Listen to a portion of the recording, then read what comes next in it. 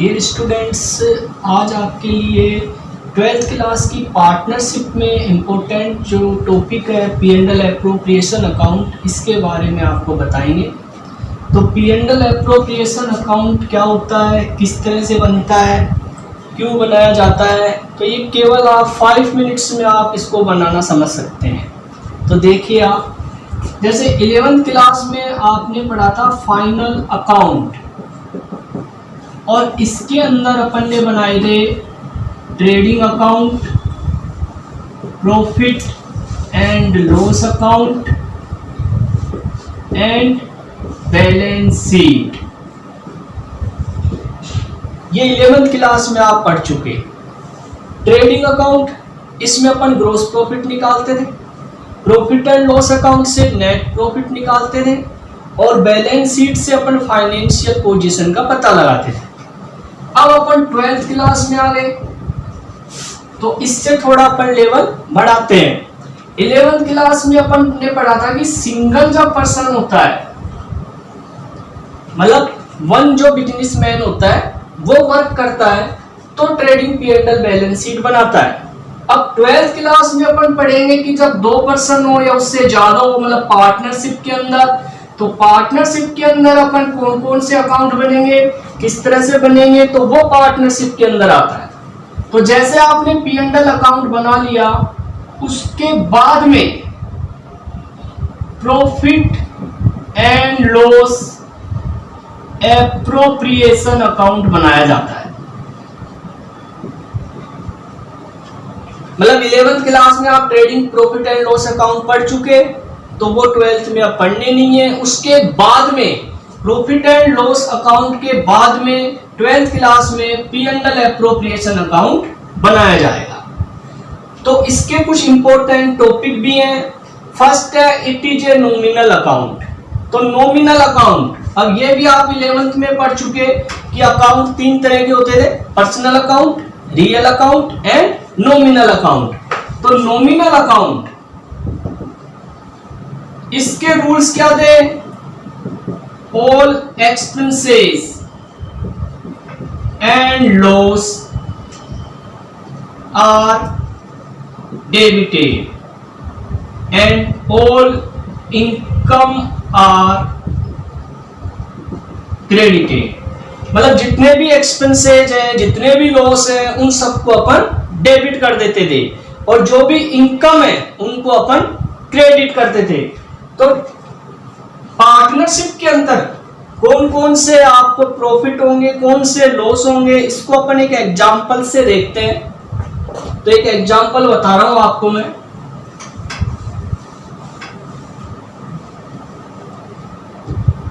मान लो ए और बी, ये दोनों पार्टनर हैं।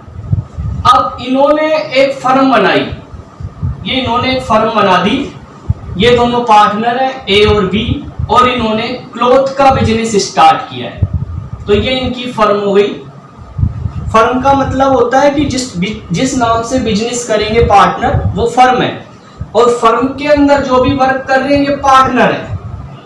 तो सबसे पहले जब बिजनेस स्टार्ट करते हैं, तो ए और बी दोनों ने कुछ कैपिटल फर्म को दी होगी स्टार्टिंग में। मतलब ए ने भी फर्म को कुछ कैपिटल दी है, और बी ने भी फर्म को कुछ कैपिटल दी है। तो बिजनेस स्टार्ट करते हैं तो कैपिटल उसमें स्टार्टिंग में लगा दी। अब बदले में फर्म ए और बी को क्या देगी? तो मान लो ए और बी ने जो भी अमाउंट है, मान लीजिए 2-2 लाख रुपए इन्होंने फर्म में डिपॉजिट किए स्टार्टिंग में। अगर ये बैंक में डिपॉजिट करते तो इनको इंटरेस्ट मिलता, तो फर्म क्या करेगी? इनको इसके ऊपर इंटरेस्ट देगी। तो ये मैं ए को और बी को दोनों को दे देता हूं इंटरेस्ट ऑन कैपिटल। IOC का मतलब इंटरेस्ट ऑन कैपिटल। इस कैपिटल पे इंटरेस्ट मिल गया। तो ए और बी ने फर्म को कैपिटल दी, और फर्म ने इन दोनों को इंटरेस्ट दे दिया। अब हो सकता है ए वर्किंग पार्टनर है। वर्किंग पार्टनर का मतलब कि ये ज्यादा काम करता है, और बी स्लीपिंग पार्टनर है, मतलब ये वर्क नहीं करता, इसने केवल कैपिटल लगाई है। तो ए कहेगा कि भाई मेरे को सैलरी भी दो क्योंकि मैं ज्यादा काम कर रहा हूं, तो फर्म इसको क्या दे रही है, सैलरी भी दे रही है, ये अपन ने को सैलरी दे दी। ऐसे ही बी जो है, मान लीजिए सेल्स डिपार्टमेंट में, अब वो सेल्स का वर्क करता है, तो सेल्स का वर्क करता है तो उसको कमीशन मिलेगा, तो वो बोल रहा है फर्म को कि मेरे को कमीशन दो, तो फर्म इसको कमीशन दे रही है, ये फर्म ने बी को कमीशन दे दिया।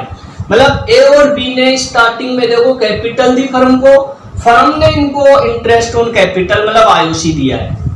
ए वर्किंग पार्टनर है, इसको फर्म ने सैलरी दी है। बी सेल्स डिपार्टमेंट का काम देखता है, तो इसको फर्म ने कमीशन दिया है। सेम इसी तरह से हो सकता है ए और बी पर्सनल यूज के लिए कुछ अमाउंट फर्म से निकाले, जिसको अपन बोलते हैं ड्रॉइंग्स। तो कुछ अमाउंट ए और बी ने फर्म से निकाल ली, ए ने भी निकाल ली और बी ने भी निकाल ली। ये फर्म से इन्होंने, ए ने और बी ने ड्रॉइंग्स कर ली। अब फर्म क्या करेगी, जैसे इन्होंने कैपिटल दी थी फर्म को, तो उसके ऊपर फर्म ने इनको इंटरेस्ट दिया। अब फर्म इनको ड्रॉइंग्स दे रही है, तो फर्म इनसे क्या लेगी, इंटरेस्ट लेगी, तो वो होता है इंटरेस्ट ऑन ड्रॉइंग्स। तो ये इंटरेस्ट ऑन ड्रॉइंग्स फर्म इनसे ले रही है, इसको बोलते हैं आईओडी।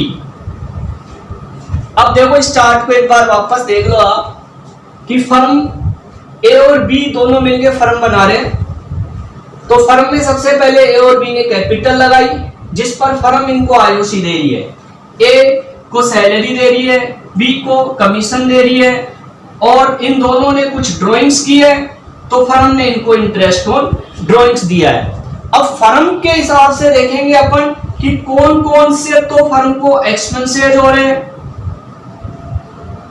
और कौन कौन सी फर्म को इनकम हो रही है।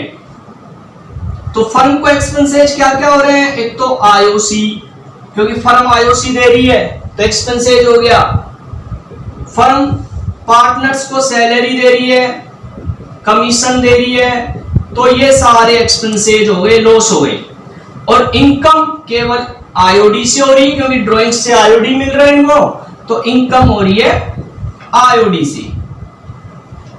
अब अपन ने रूल्स देखा था नॉमिनल अकाउंट का कि ऑल एक्सपेंसेज आर डेबिट, तो ये एक्सपेंसेज हैं, तो ये अपन सब डेबिट कर देंगे और इनकम को अपन क्रेडिट कर देंगे।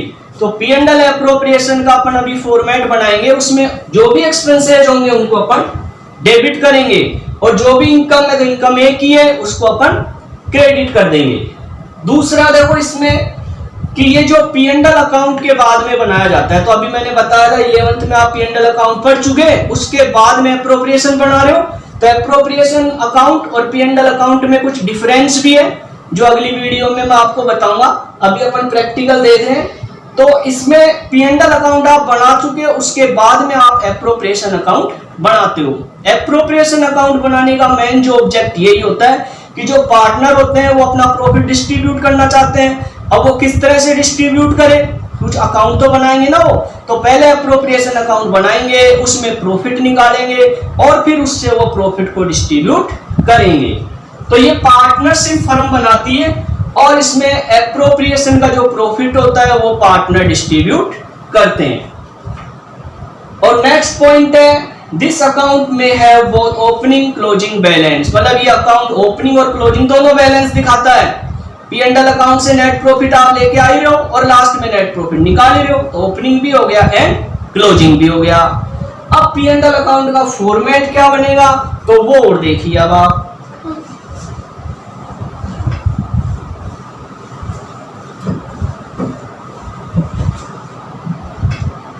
P and L appropriation account, P and L appropriation account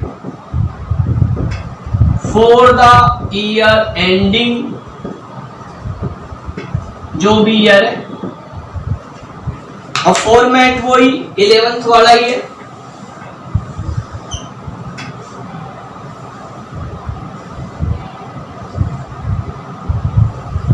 ये डी आर साइड होती है, ये C R side. Debit and credit,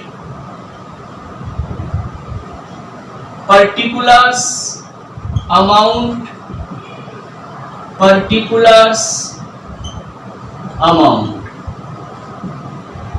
देखिए सबसे पहले जैसे आपने अभी 11th क्लास में प्रॉफिट एंड लॉस अकाउंट बना के नेट प्रॉफिट निकाला था, वो सबसे पहले अपन यहाँ पे लिखेंगे बाई नेट प्रॉफिट। ये नेट प्रॉफिट आपको क्वेश्चंस में गिवन होता है, जो अपन यहाँ लिख देंगे। इसके बाद में जो भी एक्सपेंसेज है, जो मैंने अभी बताया था कि ऑल एक्सपेंसेज आर डेबिट, तो उन एक्सपेंसेज को अपन डेबिट करेंगे। तो डेबिट साइड में लिखेंगे टू इंटरेस्ट ऑन कैपिटल, जो भी पार्टनर है उनकी इंटरेस्ट ऑन कैपिटल लिखेंगे। टू सैलरी, जैसे इसमें अभी एग्जांपल समझाया था मैंने, एक को सैलरी दी थी अपन ने। टू कमीशन, ये एक्सपेंसेज है जिनको अपन डेबिट कर रहे हैं, बी को कमीशन दिया था अपन ने।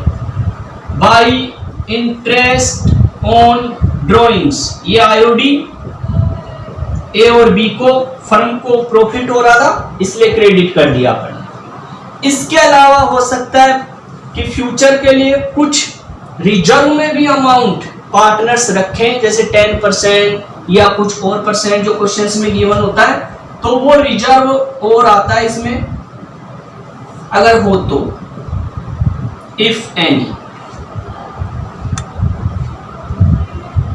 फिर टोटल लगा देंगे और डिफरेंस से निकाल लेंगे अपन प्रॉफिट, जो ए और बी में डिस्ट्रीब्यूट कर देंगे और ट्रांसफर कर देंगे अपन कैपिटल अकाउंट में।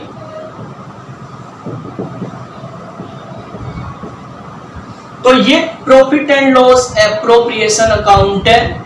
इसके जो एग्जांपल्स हैं वो अगली वीडियो में अपन देखेंगे कि किस तरह से P and L account, P and L appropriation account के एग्जाम्पल किए जाते हैं।